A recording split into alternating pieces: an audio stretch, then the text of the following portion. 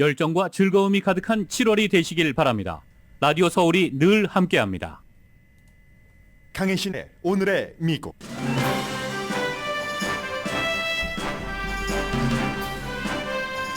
이민이냐 파산이냐 선택은 둘 중에 하나라는 사설이 월스트리트저널에 실렸습니다. 미국의 노동인구 부족의 유일한 해결책은 이민을 받아들이는 것이며 캐나다가 이미 미국 거주 외국인을 유혹하기 시작했다는 경고입니다. 연방 법무부가 텍사스주를 고소했습니다. 멕시코와 텍사스 사이의 리오그란데 강에 부표를 설치했기 때문입니다. 의사당 폭동에서 이미 바닥에 쓰러뜨린 경관을 성조기대로 때린 폭도가 4년 4개월 징역형을 선고받았습니다. 국세청이 자산 몰수나 소환장 발부 케이스를 제외하고는 예고 없이 집이나 사업체 방문을 중단한다고 밝혔습니다. 에이전트와 납세자의 안전 위협과 공화당의 비판 이후 내린 결정이고 즉시 시행됩니다. 바이든 대통령은 오늘 흑백 분리 시대였던 1950년대 린칭으로 살해된 10대 흑인 소년 엠멧 틸과 그의 어머니를 기억하는 국가기념물을 지정합니다. 듣고 보면 아, 그럴 수가 라는 반응이 나오는 역사입니다. 이스라엘 국회가 정부 권한을 감시하는 대법원의 기능을 삭제한 법안 시리즈 1을 통과시킴으로써 이에 반발하는 격동의 시위 속에 빠졌습니다. 어제 이어 오늘도 세계 탑뉴스입니다. 이스라엘은 헌법이 없기 때문에 대법원의 정치인 견제 기능이 중요하고 이 기능이 없어지면 이스라엘과 팔레스타인의 평화도 불가능해진다는 뜻입니다. 세계의 폭염은 인간이 만들어낸 기후온난화가 아니면 일어날 수 없는 일이라는 진단과 함께 앞으로 몇 년 사이 대대적인 조치가 없으면 기후 환란을 맞을 것이라는 과학자들의 경고가 실감나는 아침입니다. 여러분 안녕하십니까? 오늘의 미국 강혜신입니다. 이제 바이든 대통령이 곧 헤드라인에서 여러분들께 전해드렸었던 어떤 국가적인 기념물을 지정하는 그 같은 발표를 할 것 같은데 그 내용은 잠시 뒤에 전해드리겠습니다. 그리고 뉴스는 항상 헤드라인에서 듣는 그 잠깐의 것을 가지고는 굉장히 건조할 수도 있고 재미없겠다 할 수도 있지만 그 안으로 이렇게 들어가서 보면 아, 스토리가 있네 하는 생각을 할 수 있는데 바로 지금 바이든 대통령이 국가 그 기념물로 3군데를 지정한다는 그 스토리가 우리가 많이 알고 있는 것 같지만 또 제대로 알고 있지 않는 그런 스토리를 말해줍니다. 잠시 뒤에 전해드리겠고요. 오늘은 먼저 월스트리트저널의 사설 그리고 그와 완전히 100% 일치되지는 않지만 관련되는 미국의 탑뉴스로 시작을 하겠습니다. 월스트리트저널은 2040년이 되면은 2022년에 비해서 미국에서 일하는 나이의 인구가 600만 명이 줄어든다고 지적을 합니다. 그 이후는 더 심각해진다는 건데 결론부터 말씀드리면 해외 이민자만이 유일한 잠재적 인구 성장의 해결책이다. 특히 앞으로 20년 동안 이제 곧 발표될 그 논문인데요. 미국 정책을 위한 국립재단, National Foundation for American Policy 이런 곳에 발표될 그 논문입니다. 그래서 이제 University of North Florida의 경제학 교수 마델라인 자본디니라는 이 교수가 노동부와 센서스의 자료를 분석해서 쭉 설명을 해주는데 월스트리트저널 사설이기 때문에 그 사설의 그 조목조목의 그 발표를 얘기를 하는데 오늘은 월스트리트저널 사설답지 않게 한 교수의 말을 무척 많이 인용을 했습니다. 이 뉴스를 맨 앞에 선택한 것은 이 뉴스를 미국에서 듣고 계신다면은 미국의 미래가 이렇게 돼가겠구나 하는 것을 분명하게 짐작하실 수 있고 해외 다른 나라도 마찬가지로 한국도 지금 법무부에서 이민 추진 같은 것을 긍정적으로 하고 있잖아요. 세계 모든 나라가 처해 있고 그러면서도 이민자를 배척하는 분위기를 동시에 보여주는 겁니다. 미국인들은 보통 많은 미국인들은 이민에 반대하는 외국인 노동자를 나의 노동값도 싸구려로 만들고 있어. 심지어 내 일자리까지 뺏어가잖아. 이런 경쟁 대상으로 본다고 전제를 합니다. 그런데 사실은 이민은 성장의 원동력이다라고 월스트리트저널이 다시 한번 강조를 해줍니다. 월스트리트저널은 잘 알고 계시는 것처럼 미국 경제신문 가운데서 최고, 세계에서도 최고 중에 최고입니다. 특히 월스트리트저널의 데이터 기반은 막 입이 벌어질 그럴 정도입니다. 날마다 봐도. 미국 고용의 거의 그 반, 2021년부터 2023년까지 거의 반은 이렇게 저렇게 해서 외국인 노동자라고 얘기를 합니다. 여기는 뭐 하이텍에 종사하는 사람들도 있을 테고 백인들이 하지 않는 화장실 청소를 하는 그런 그 근로자들도 있을 겁니다. 더군다나 요즘 실업률이 낮다. 그 실업률 같은 것이 이제는 조금쯤은 고용인 중심으로 돌아선다 할지라도 아직도 일하는 사람 구하기 힘들고 구하면 돈 많이 줘야지 되고 하는 것 우리가 다 알고 있습니다. 좋은 일꾼을 찾기가 힘들다는 거죠. 그런데 어떻습니까? 한국과 미국 만만치 않습니다. 한국만큼은 아니지만 미국의 출산율도 특히 미국에서 태어난 사람들의 출산율은 무척 낮습니다. 게다 대고 또 한 가지 두 번째 걱정해야 될 요인은 베이비 부모들이 점점 오래 살죠. 일은 안 하면서 오래 산다. 일하는 인구는 줄어들고 또 미래에 일할 수 있는 인구의 증가는 없다. 그러면 결국은 상품, 서비스 생산이 줄어들고 그리고 젊은 그 나이 또래에 일할 사람이 없다는 것은 혁신도 줄어든다는 뜻입니다. 이 혁신은 하이텍 산업에도 마찬가지고 농업에서 딸기를 손으로 딸 때도 혁신적으로 따는 사람이 더 빠른 시간 안에 딸기를 다치지 않게 많이 땁니다. 이런 것을 얘기를 합니다. 그리고 이 모든 어려움은 이미 일본과 이탈리아에서 겪고 있다고도 상기시킵니다. 심지어 중국의 공산당조차도 뭐 1인 1가정 산하 제한이 우리에게 얼마나 힘든 지금 미래와 현실을 주는가 하는 것을 인정해줬다고도 얘기를 해주고요. 밀턴 프리드먼이라는 노래가 있는데 그 밀턴 프리드먼이라는 미국의 그 경제학자가 뭐 장단점이 있습니다. 이 사람이 주장하는 것이. 그런데 노동력 부족이 앞으로 가장 큰 미국과 세계의 도전이 될 것이다 하고 예상한 것도 살짝 언급을 하고요. 이미 캐나다는 알아채리고 미국에서 외국인들이 있잖아요. 이런저런 이유로 뭐 공부를 하는 외국인도 있고 임시 비자를 받아서 일하는 그런 외국인도 있고 이런 미국에 있는 외국인을 가까우니까 그냥 살짝 넘어가면 되니까 그런 외국인들을 유혹하는 정책을 이미 캐나다는 쓰기 시작했다고 얘기를 합니다. 하이스킬 비자 같은 것이요. H1B 비자 같은 것. 이런 것을 캐나다에서 정책으로 만들어서 뭐 이틀 동안에 10,000명을 승인을 해줬답니다. 최근에. 그럼 이제 하이텍도 빠져나가고 뭐 낮은 임금을 받고 일하는 사람들도 뭐 미국에서 저렇게 싫다고 하고 하면 미국은 무엇이 되는가 하는 것을 월스트리트저널이 알려주고 있습니다. 따라서 월스트리트저널은 트럼프 전 대통령의 장벽 쌓기도 미국의 경제에 전혀 도움이 되지 않는다.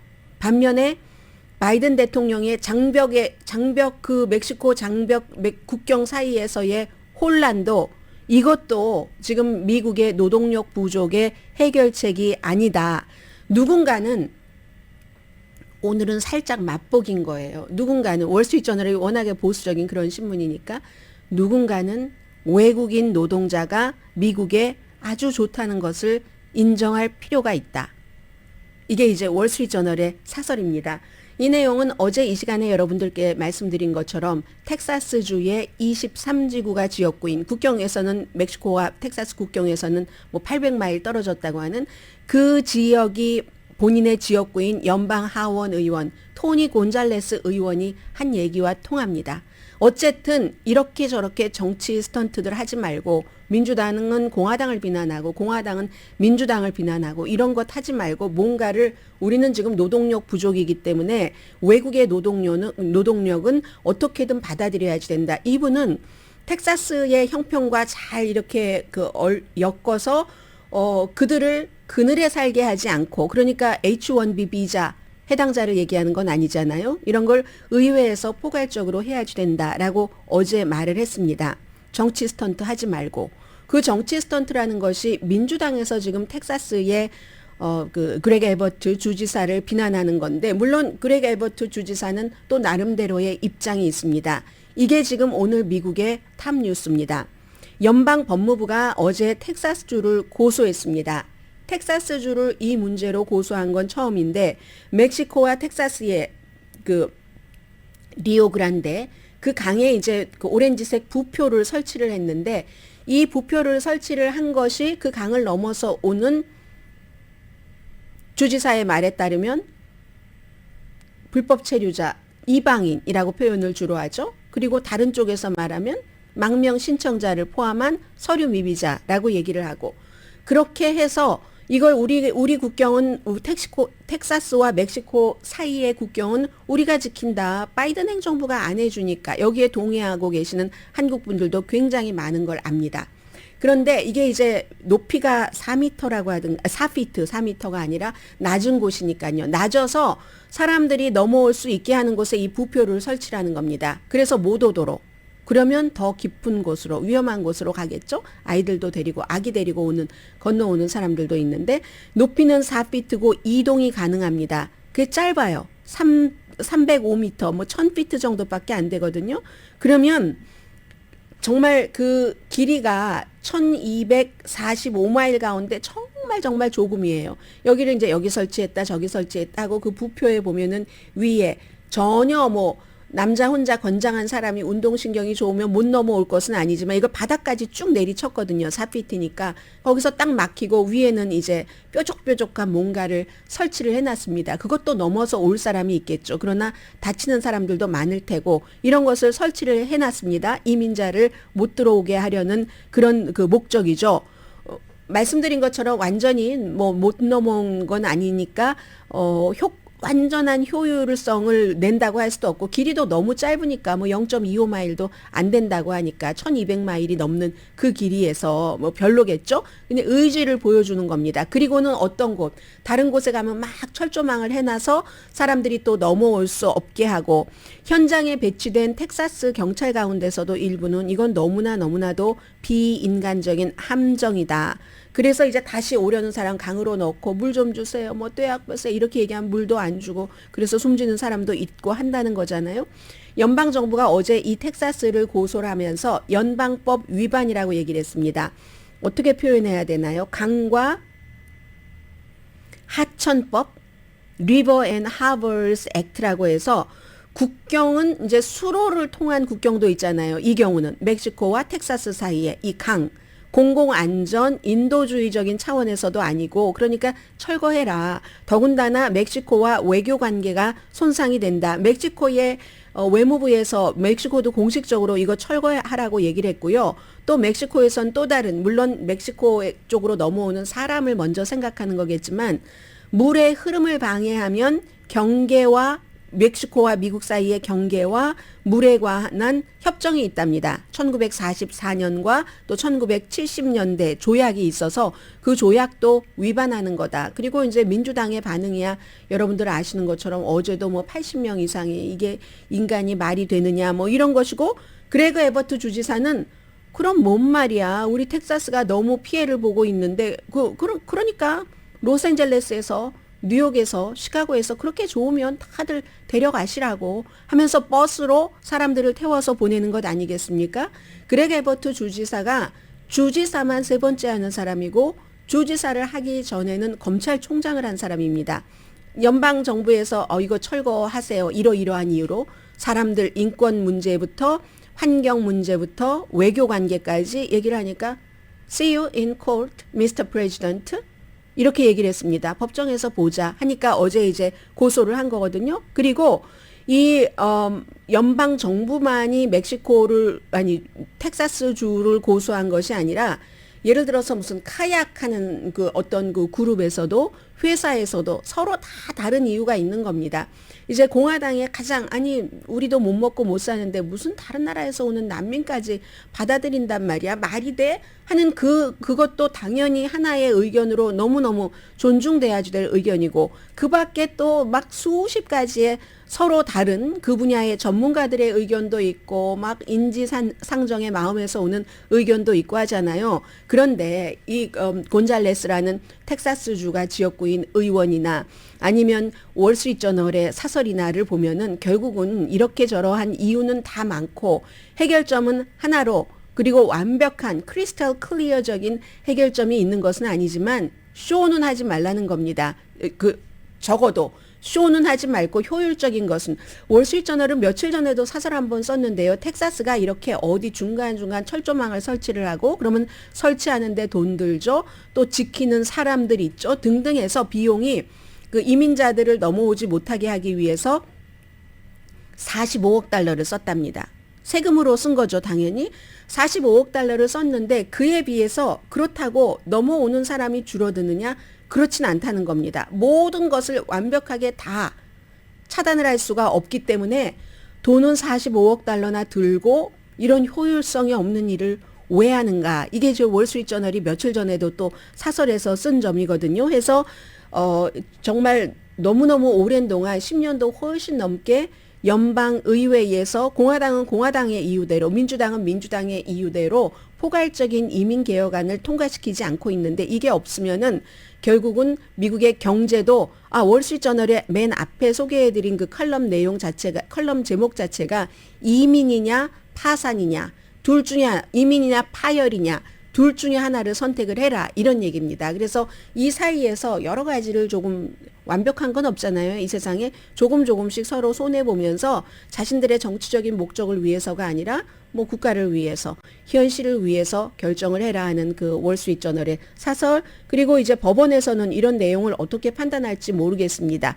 이 같은 것이 상당히 또 정치성이 들어간 거잖아요. 판결을 할 때 판사의 입장에서 보면은 이 고소를 한 측이나 고소를 당한 피고나 원고나 다 정치적인 목적이 굉장히 강하기 때문에 이걸 판사가 정치적인 목적은 가능하면 배제하고 판결을 해야지 되는 건데, 아무튼 미국에서는 이런 판결이 이제 나올 테고요. 이스라엘에서는 맨 뒤에 전해드리겠는데, 그런 판결을 할 수 있는 그 법원의, 대법원의 기능을 없애버린 그 법안이 1차입니다. 아직 완전히 끝난 건 아닙니다. 통과가 돼서 그 찬성하는 사람들은 점점 더 우리 우파 쪽으로 이렇게 이스라엘이 가겠어 하고, 반대하는 사람들은 이건 민주주의의 말살이야 라고 얘기를 하고 있거든요. 그래서 미국에서도 이스라엘에서도 어느 정도까지는 법원에서 많이 판단을 해주는데, 지금 그런 기능들이, 미국도 사실은 법원이 상당히 정치화가 됐기 때문에 어떨지 모르겠습니다만은 이스라엘 얘기는 뒤에 말씀드리고, 일단 미국에서는 이 텍사스와 백악관의 싸움 같은 이 싸움 자체를 꼭 그 정치적인 싸움으로만 볼 것이 아니라, 월스트리트저널이 지적한 것처럼 어차피 미국은 미국 사람만으로는 경제를 지탱할 수가 없다 하는 경고도 받아들여야지 된다는 의미에서 맨 앞에 전해드렸습니다.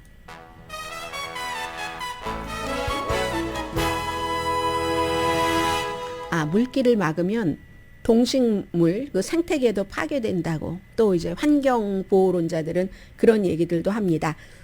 오늘의 미국은 전문가가 추천하는 이민법, 가정법 전문 제인정 종합법률사무소, 총 20억 달러 승소, 교통사고와 상해 전문 브라이언 다필라와 CG 변호사그룹 공동후원입니다. 잠시 뒤에 또 다른 몇 가지 정도 될까요?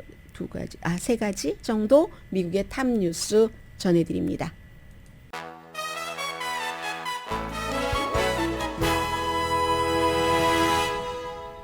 라디오 서울방송 오늘의 미국 듣고 계십니다. 자, 의사당 폭동 사건에서요, 사람들이 왜 군중심리라는 것이 있잖아요. 어제 이제 알칸소의 코온웨이에 살았던 44살의 트럭 기사가 4년 4개월을 징역형을 선고받았습니다. 피터 프란시스 스테거라는 사람인데, 의사당 폭동 사건 가운데서 가장 충격적인 장면에 속합니다. 저에게는 그 비디오 가운데 그랬거든요. 몇몇 남자들이 이제 그 DC 경찰이거든요. 이분이 DC 경찰이 의사당 앞에 문을 지키고 있었습니다. 폭도들이 들어가지 못하도록 막으려고. 그 당시에 안에서는 다 막 총을 겨냥하고 있었잖아요. 그리고 실제로 이제 들어갔고, 그래서 바깥에서 딱 지키고 있는 이 경관을 막 끌어내리고 해서 계단을 몇 개를 이렇게 몇 개 계단 아래로 막 얼굴 붙어 있을, 비디오로 다 나와 있으니까요. 끌어내립니다. 끌어내리고는 이제 바닥에 얼굴을 묻게 하고 그리고는 막 때리는데 온갖 무기로 다 때려요, 사람들이. 그리고 이 사람도 이제 원래 올라갈 때, 의사당에 올라갈 때 성조기를 달고, 글쎄 성조기를 달고 애국한다는 뜻인데 이게 애국인지는 판단을 하십시오. 그래서 그 기대로 막 때린 거예요. 나머지 같이 그 당시에 때리고 막 밟고 있었던 4명들도 징역형을 전부 선고를 받았고, 이 사람 2월 달에 유죄를 인정을 했습니다. 위험한 무기로 경관을 폭행한 것. 그런데 나중에 뭐라고 얘기했냐면요. 재판 과정에서 그 사람이 경관이 아니라 그 당시에 시위를 하러 마치 우리가 폭도인 것처럼 보이기 위해서 의도적으로 와서 막 과격하게 시위를 했었던 안티파, 이것도 그들의 주장이죠. 안티파인 줄 알고 내가 그랬다 하는데 이게 거짓말이지. 경관 유니폼을 입고 유니폼 배지가 있고 자신의 신분이 그 유니폼 자체에 드러나는 이 워싱턴 DC 경관인데 어떻게 그 워싱턴 DC 경관을 그 당시에 안티파라고, 무정부주의자 시위자들이라고 생각을 했겠습니까? 그러니까 결국은 재판부에서 그것을 인정하지 않은 건데, 워싱턴 DC 경관 로고가 분명히 보이는 그런 그 옷을 입고 의사당 문 앞을 지키고 있었는데 그 사람을 막 머리부터 질질 끌고 내려가서 구타를 했었다는 겁니다. 그리고 두 번째 비디오에는 말하는 게 또 그대로 녹음이 돼 있습니다. 저 안에 있는 모든 인간들은 반역자야. 모든 사람은이라고, 에브리원이라고 했지만 그 당시에 그 분위기 자체는 저 인간들 반역자야 이러지 않았겠어요? 반역자야. 그래서 저런 인간들에게는 죽음만이, death라는 단어를 씁니다. 죽음만이 유일한 해결책이야. 그럼 저 안에 있는 그들이 말하는 그 인간들은 의회 멤버들과 그 의회 멤버들을 지키는 의사당 경관들입니다. 그 당시에 분위기가 그랬습니다. 그래서 이제 뭐 많은 사람들이, 검사는 6년 6개월을 구형을 했습니다. 그런데 본인이 유죄를 인정을 하고, 미국에서 항상 이게 참작이 됩니다. 어느 나라나 마찬가지잖아요. 이번에도 뭐 윤석열 그 대통령의 장모가 후회하는 기색도 없고 너무 그 재판부를 괘씸하게 했다 해서 뭐 구속됐다라고 얘기하시는 분들이 많으신데, 법을 아시는 분들이. 그런데 이번에도 마찬가지입니다.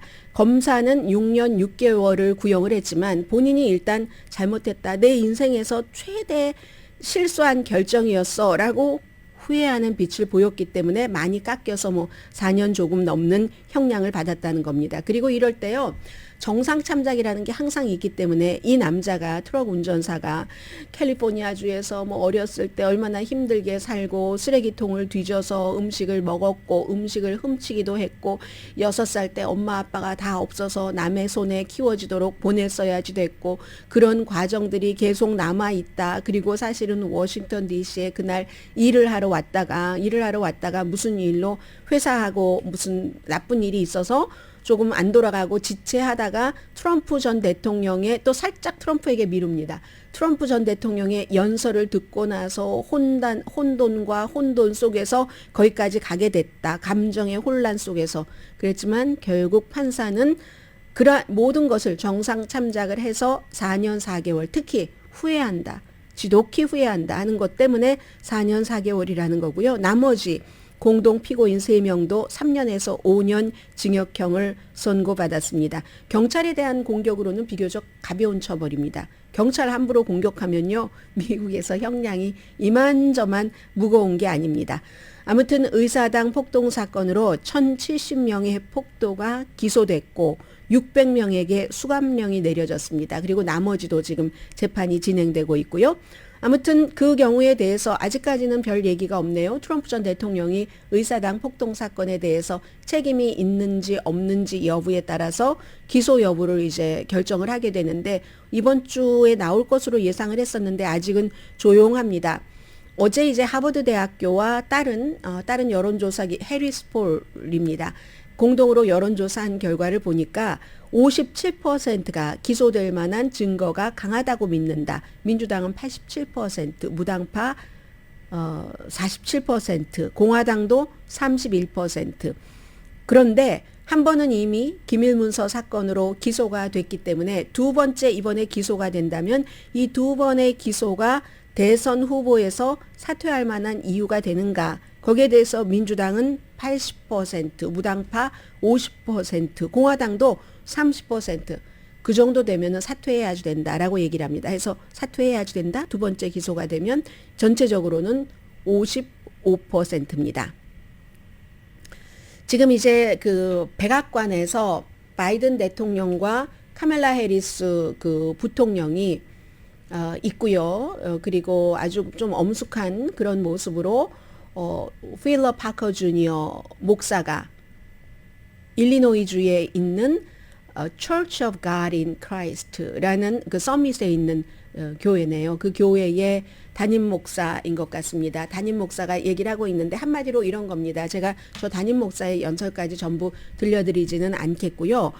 지금 바이든 대통령이 저렇게 그 엄숙한 표정을 하고 있는 것은 엠메틸이라는 그 당시에는 청소년, 지금 살아있었다면 82살, 그리고 그의 용감한 어머니, 아들의 관을 열어서 사람들에게 역사의 현장을 보게 했던 마미 틸그 모블리, 이 두 사람에 관한 그 스토리로 세 군데를 국가적인 그 역사적으로 기념을 할 만한 기념 그 지역으로 지정을 하는 것을 얘기를 하는 겁니다. 그 사건 이후에 1955년 8월이었는데요. 그 사건 이후에도 민권 운동이 굉장히 많이 일어났었고, 일리노이에서 미시시피, 왜냐하면 시카고에 살다가 미시시피주의 친척집에 갔습니다. 당시에 14살의 청소년이었어요. 엠메틸이. 그런데 미시시피에 갔는데 미시시피에서 그로서리 스토어, 작은 미니마켓에 들어갔는데 당시에 주인 와이프가 계산대 뒤에 있었는데 21살의 너무너무 아름다운 백인 여성이었답니다. 21살인데 무슨 인종을 가릴 것 없이 모든 21살은 다 아름답습니다. 모든 81살이 아름다운 것처럼. 그래서 그 아름다운 그 있었고, 그리고 이 여성은 가게 주인, 아주 폭력적인 집안의 사람과 결혼을 한 겁니다. 결혼을 해서 있었는데 나중에 그날 밤에 새벽 2시 30분인가 이 집으로 찾아와서 이 청소년을 납치를 해가고 창고에 가두고 그 린칭과 그 구타와 완전히 뭐 몸이 절단되고 했다잖아요. 그렇게 하고 강에다 내다 버렸습니다. 미시시피에 있는 뭐 텔라 무슨 강이죠? 그 유명한 강에 내다 버리고 나서 무죄를 선고받았습니다. 2명의 백인 남자가, 이 여자의 남편과 뭐 매형인가 매제인가 이 정도 됩니다. 그 왜 그랬는가? 이 흑인 소년이 그 가게에 들어와서 뭐 나중에 갈 때 그 백인 여성이 증언을 했어요. 처음에 뭐 바이 베이비 이렇게 하고 뭐 예를 들어 아름다운 무슨 뭐 사랑스러운 눈초리로 쳐다봤다던가, 아무튼 이렇게 돼서 그 남편과 매제인지 매형인지가 가서 납치를 해서 숨지게 하고 강에다가 내다 버렸는데 이게 유죄가 아니라 무죄가 됐다는 거죠. 그리고 이 여성은 수십 년 뒤에 내가 그날 증언한 것은 거짓이었다라고 얘기를 했습니다. 그래서 이제 이 사건으로 민권 운동이 많이 그 활발해졌었고 해서 미시시피의 저 교회, 왜냐하면 장례식이 있었기 때문에 그 당시에 이제 장례식을 치르는데요. 장례식 그 교회가 커서 1,700명이 들어갔는데 10,000명 정도가 밖에서 스피커로 쫙 이제 뭐 목사님 연설하고 하는 것을 들었다고 얘기를 하고 있거든요. 그래서 이제 어린아이가 시카고에서 미시시피로, 시카고는 그 당시에도 이제 아프리칸 아메리칸이 많았겠죠. 미시시피로 가서 풍선껌 사러 들어갔답니다. 풍선껌 사러 들어갔다가 새벽에 납치돼서 맞아 죽은 거예요, 말하자면. 근데 곱게 맞아 죽은 것도 아니고 어머니가 얼마나 용감하든지 역사로 여러분 보십시오. 그렇게 하고 싶은 어머니가 어디 있겠습니까? 아들의 관을 열었습니다. 많은 사람들이, 적어도 1,700명이 본 거죠. 시신이 매장되기 전에. 아무튼 그래서 나중에 이 백인 남자들도요, 어떤 잡지에 살해한 것을 고백을 하기도 했었고, 그 당시에 판사도 100%가 백인이었고, 아니 배심원도 100% 백인, 판사도 뭐 이런 살해에 대해서 유무죄를 판결하는데 1시간도 안 걸렸다는 거거든요. 흑인이었기 때문에. 이런 일들 해서 이제 그리하여 그 장례식이 치러진 교회, 또 엄마도 생각하자. 엄마가 너무 용감했다 하면서 또 한 군데는 미시시피의 시신이 발견된 곳, 텔러해치 강이군요.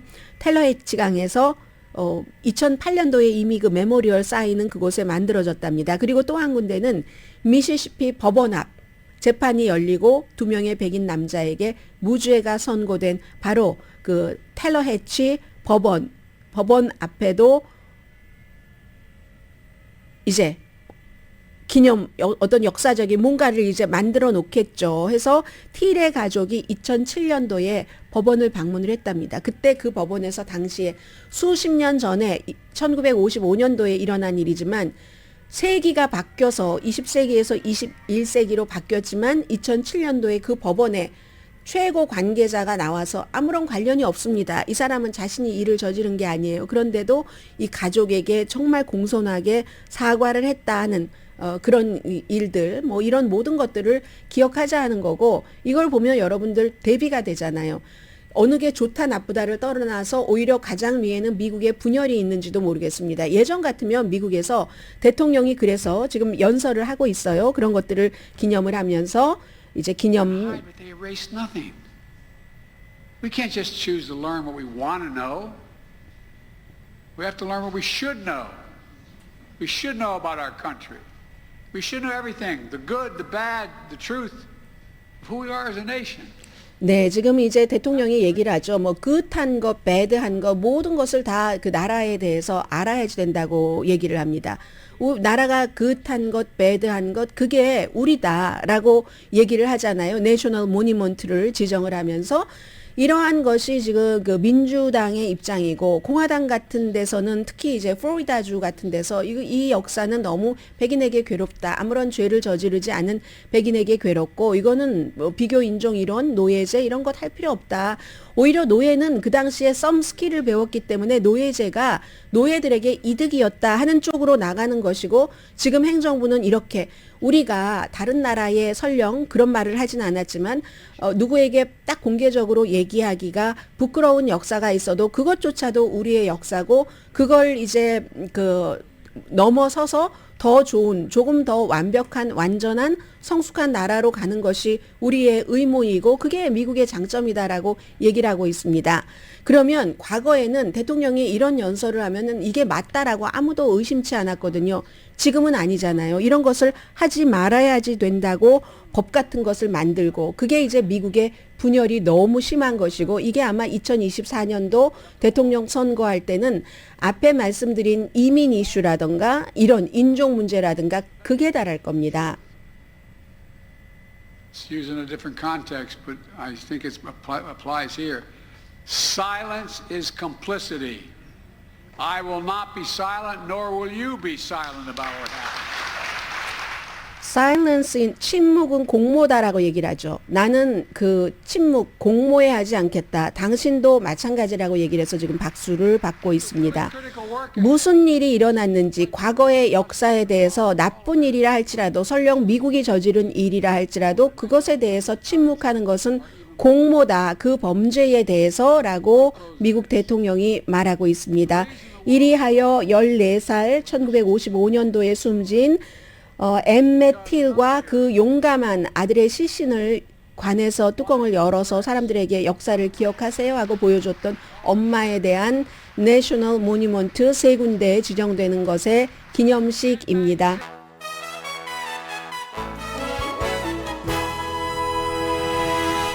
라디오 서울 방송 오늘의 미국 듣고 계십니다. 여러분들 광고 듣고 계시는 동안에 제가 이제 뉴스를 조금 리뷰를 하는데, 더 힐 그 의사당 관련 뉴스를 보도하는 더 힐이 전하는 걸 보니까 론 디샌티스의 문화 전쟁이 좀 실패하고 있다. 지금 그런 얘기를 하고 있고요. 지금 대통령은 짧은 연설을 끝내고 많은 사람들에 둘러싸여서 저 펜 누가 가져가나요? 3군데에 미시시피에 2군데, 미시시피 법원, 그리고 그 시신이 버려져서 발견이 된 그런 강, 또 시카고의 교회에서 이제 그 서명을 하는 지금 그런 그 시간입니다. 경제 뉴스 말씀드리면요. 국세청 오늘의 미국에서 전해드리는 뉴스 가운데 가장 생활 뉴스네요. 물론 뭐 국세청이 여러분 댁에 갑자기 방문을 한다던가 사업체를 방문한다던가 했던 그런 케이스는 많지 않을 겁니다. 1년에 예고 없이 방문하기는 하지만 어쨌든 앞으로는 그런 것조차도 하지 않겠다. 3가지 이유 때문입니다. 첫 번째는 에이전트의 안전위험, 뭐 그렇게 했었을 때 그 안에서 무슨 일이 일어나고 있는지 모르니까. 두 번째는 국세청의 직원을 사칭하고 뭔가를 이 납세자에게 피해를 입히는 것. 세 번째는 공화당이 엄청 비난을 했습니다. 이거 과잉이다. 과잉이야. 공화당은 세금에 대해서는, 그리고 누군가 집이나 사업체를 찾아갈 때 가난뱅이인 집을 찾아가겠어요? 부잣집을 찾아가겠죠. 뭔가 세금을 안 냈다던가 안 낸 위험이 있다던가, 아니 안 낸 것이 이미 발견이 됐다던가 하는 발견된 증거를 가지고 가겠죠. 그래서 공화당이 너무너무 비난을 했었던 이 세 가지 이유 때문인데, 국세청에서는 그래도 제일 먼저 우리 국세청 에이전트의 안전 같은 것을 얘기를 하고요. 지난 수십 년 동안 해왔었던 일을 시대가 바뀌면서 정치 상황이 바뀌면서 이것도 이제 변화되는 겁니다. 그래서 지난번에 이제 그 케빈 맥카티 하원 의장과 공화당인 민주당인 대통령이 뎁 실링, 그 채무 상한선 올릴 때도 그 국세청에 돈을 엄청나게 많이 늘려서 이런 것들을 하려고 했잖아요. 부자들이 세금 안 내는 거, 그 아주 구멍 뚫린 것을 딱딱 그 메우려고 했는데 그것을 얼마나 반대했습니까? 그 이제 같이 연결되는 거잖아요. 그래서 즉시 시행을 하는데 대신에 예외는 있습니다. 자산 몰수나 아니면 소환장 발부. 자산을 몰수하기 전까지는 엄청나게 많이 편지를 보냈을 겁니다. 그런 경우를 제외하고는 집이나 사업체에 가지 않는다는 겁니다. 매년 수많은 집 사업체 방문이 있었는데 그 가운데서 이렇게 자산 몰수, 소환장을 가지고 가는 건 몇백 건밖에 안 된다고 하거든요. 국세청에서 아무튼 그렇습니다. 보통 이제 한 적어도 10만 달러는 넘어야죠. 징수할 그럴 세금이, 그럴 경우에 그렇게 되는 거고, 국세청 직원들도 너무 스트레스 받았대요. 이런 일들 때문에. 무슨 일이 일어날지 모르잖아요. 우선 내가 방문했을 때 그 집이나 사업체에서 저에게 불호감인 것은 분명하고 어떤 성향의 사람이고 주변에 어떠한 물체들이 있는지도 모르고 하니까. 그래서 앞으로는 편지를 받으실 거고요. 세금을 10만 달러 이상 내시는 분들께 대강 해당이 됩니다. 그리고 날짜를 페이스 투 페이스 미팅하는 스케줄을 잡고 그리고 나서 이제 하게 된답니다. 보통 이런 것은 이제 직접 찾아간다는 도어 비짓이라고, 도어 방문이라고, 문 방문이라고 얘기를 하잖아요. 아무튼 그런 일이고, 그럴 때도 항상 모든 뭐 경관도 마찬가지고요. 뭐 경관들이 막 전화 걸어서 도네이션 하라는 거 다 가짜인 거 알고 계시죠? IRS 직원이나 모든 정부의 직원들은 꼭 사진이 찍힌 그 아이디도 물론 위조할 가능성도 있습니다만 적어도 사진이 찍힌 그런 아이디 같은 것을 확인을 해야지 되고요. 그렇습니다. 뭐 일련 번호도 있고, 그럼 뭐 확인하시고 무슨 일이 있을 때 반드시 그렇게 하시기를 바라고요. 그렇습니다. 그래서 그리고 또 이런 것을 없앨 수 있는 것 중에 또 하나는 좀 그 테크놀로지를 업그레이드를 좀 해놨다는 얘기예요. 업그레이드를 해서 직접 방문해서 뭐를 하지 않아도 될 정도로 했다는 얘기. 현대화 프로젝트죠. 국방부도 마찬가지로 무슨 재래식 무기 같은 거 많이 만들고 하는 게 아니라 요즘은 정보전쟁 하고 있잖아요. 그런 의미에서 그렇고, 기후에 대해서는 이건 이제 죽음까지 몰고 오는 폭염, 히트웨이브, 열파, 의심할 바가 없이 이건 기후변화에 따른 것이고, 상당 부분은 다 과학자는 아니지만 많은 과학자들이 그렇게 공통적인 의견, 그것도 논란은 있는 거죠. 물론 공화당이 다 여기에 대해서 반발을 하거나 말을 하지 않거나 무슨 아직도 가짜라고 얘기하는, 그 분야 전문가도 가짜라고 얘기하는 이런 것들이 있기 때문에 논란이 있기는 하지만 일반 사람들 정도면 뭐 이상한 정치적인 삐뚤어진 마음이 없으면 이 기후변화가 이게 문제는 문제야라고 대강 생각을 하시겠죠. 상당 부분은 인간이 만들어낸 지구온난화가 인간의 생명을 포함해서 생명을 숨지게 하고 있다는 게 이제 지금 국제적인 어떤 그 정부들도 다 인정을 하는 그런 것들이거든요.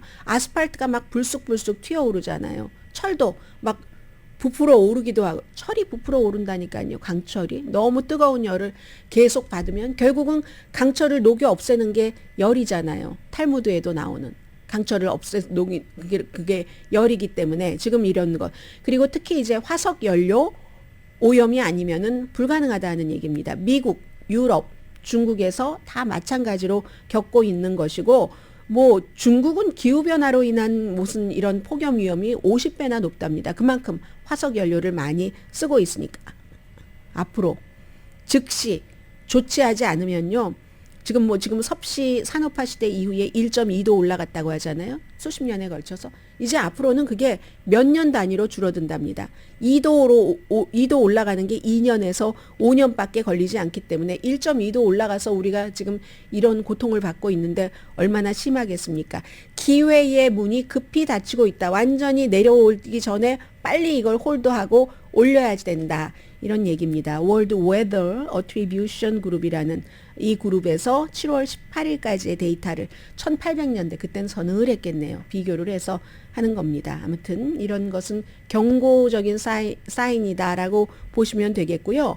오늘의 미국에서 세계 모든 나라의 모든 것을 완전하게 커버할 수는 없습니다. 그러나 세계의 흐름을 바꿀 정도의 중요한 이슈는 미국과 연관되기도 하고 지금 이스라엘 사태 잠시만이라도 전해드리겠습니다.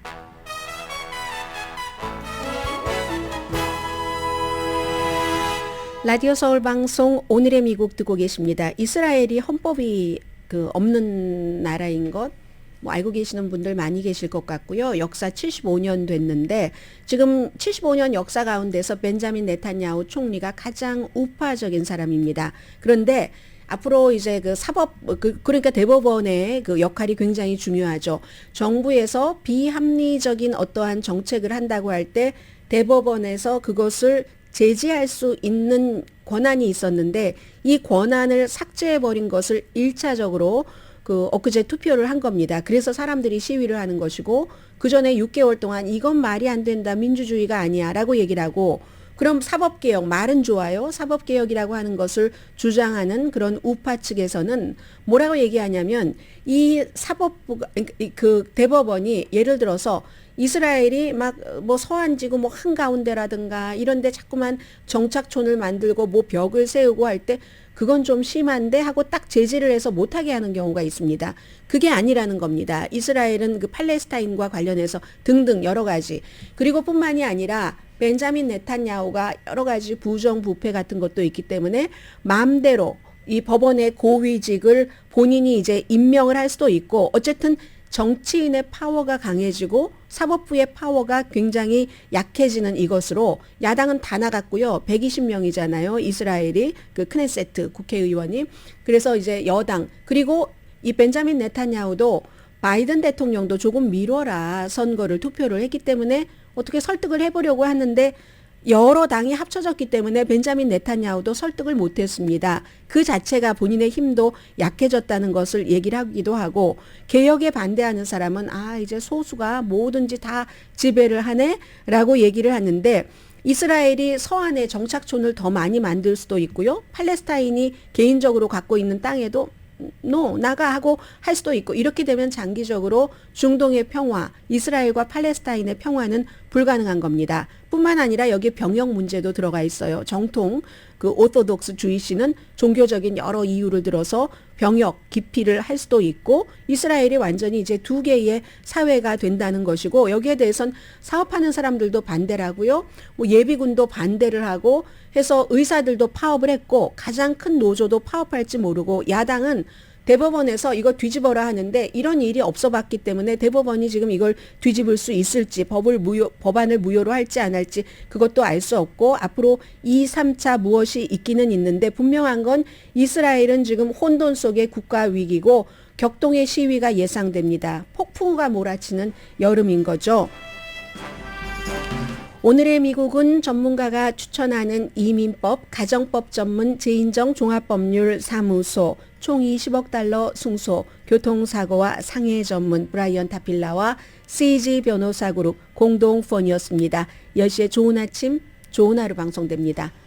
벤자민 네탄야후가 이 상황을 정리할 수 있을지 그리고 벤자민 네탄야후가 만 약해지는 게 아니라 야당도 굉장히 약해지는 것이고 중도와 좀 진보적인 그쪽도 약해지는 것이고 미국도 어떻게 할지 지금 대처를 할 테고요. 아무튼 잠시 뒤에는 여러분들께서 야마바와 그 다음에 라디오 서울 개편 광고를 들으시거든요. 8월 2일 다음 주 화요일부터 어떻게 저희 라디오 서울이 바뀌는지도 함께 봐주시기 바랍니다. 들어주시기 바랍니다. 강혜신이었습니다.